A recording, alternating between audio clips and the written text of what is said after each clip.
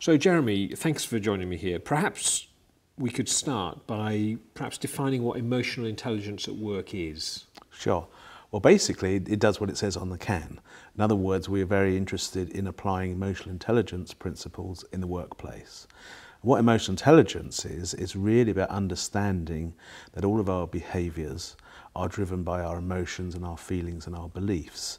So that if you want to make changes to your behaviour, then you need to work at that level as well as at the behavioural level. And as businesses are, of course, basically lots of people doing lots of stuff, they're behaving all the time. If they want to be more successful, they want to behave differently.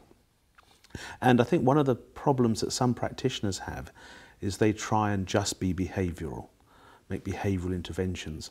And the problem with that is that the underlying emotions and feelings and beliefs stay the same.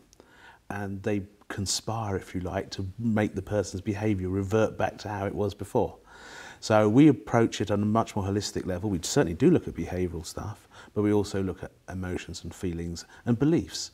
You know, how come you're behaving the way that you are? Do you think that for some businesses, the idea of looking into the emotional side of what they do is almost like a step too far? It's not, well, hang on a minute, this is business, this isn't about my personal life and all that sort of thing. You know, how do you, I presume you do find some resistance there. How do you get over that? How do you convince people that this stuff is important? I don't try. Because frankly, there are a lot of businesses, possibly 90% of businesses, which don't want to go there. And if I start to try and persuade, I'm trying to control their beliefs and their feelings about the whole subject. They've got to change their beliefs and feelings themselves. So they need to be willing? They need to be willing in the first place. I take the view that there's 4.1 million businesses in the UK, and we can't coach all of them. So let's just concentrate on the ones who are receptive to the idea.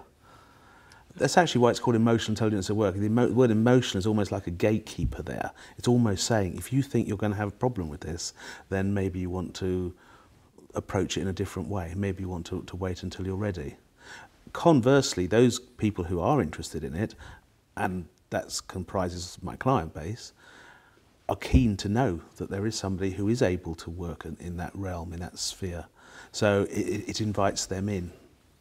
Do you think once you've made that decision and you've invited someone in, are you potentially opening the floodgates to some stuff that maybe you didn't even know was there? Yes. Do you need to prepare yourself for that possibility then? As a coach, I have to be aware that it's likely that some of the stuff that's giving the client difficulties stems from a time in their life before they started the business or started working in the business. As the client, I would say to them as clients, if you're willing to go there, we can explore it. If you don't want to go there, I won't force you. I will ask the question, can I go there? But if you say no, that's fine. And I've had clients where it's been quite clear that their issue is caused by something that was in their past, and they've just said, I'm going to talk about it with my girlfriend or whatever, and that's fine. That's fine. My point is my concern is to get the shift, get the person to get the insight, the realisation, and how they process it is up to them really. Now your company, Emotional Intelligence at Work, obviously you're offering your services to other companies to try and look into these issues and try and clarify some of these issues for people. What would you say are the practical benefits, the return on investment, if you like? Yeah. Well, there's two ways of looking at it, although they're basically the same, two sides of the same coin.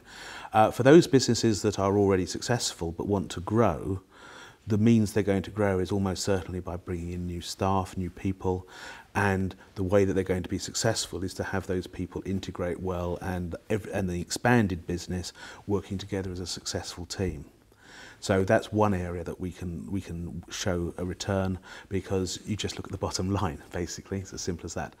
However, there are other businesses which are more or to greater or lesser extent stuck.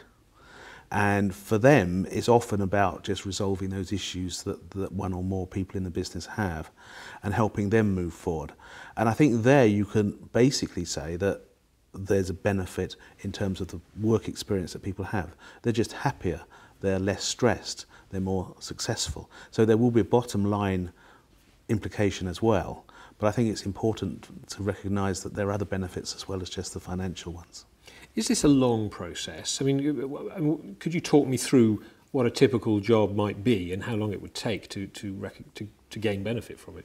Well, I have one client, she's a sole trader, so by definition I'm coaching her, and I've worked with her for 5 weeks. She's had a session a week, and now we're having a break as we come up to Christmas while she really puts into effect the things that have come from the coaching, and she may well have another session in January next month. Another client, I've been going to see them for 90 minutes on a Wednesday or Thursday afternoon every fortnight for the last 2 years.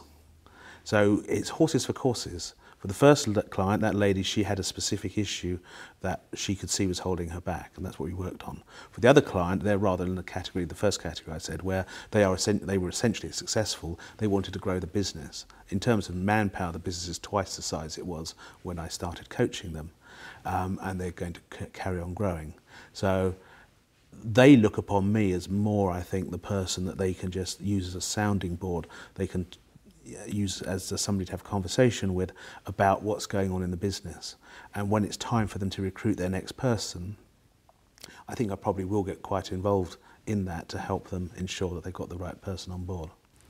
So Jeremy, if a new or a young business were to come up to you and say, Jeremy, what is the one thing I can do or concentrate on in this sphere of emotional intelligence that will help my business? What would be your answer?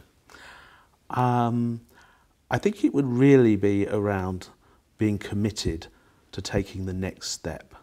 So it's not just about being committed to the business as it is, but being willing to take that next step forward, because that's what holds a lot of people back. It's that fear of the unknown, fear of success even, fear of failure. And if you're just willing to just go there, then that's half the battle. It's just setting that intention, that commitment.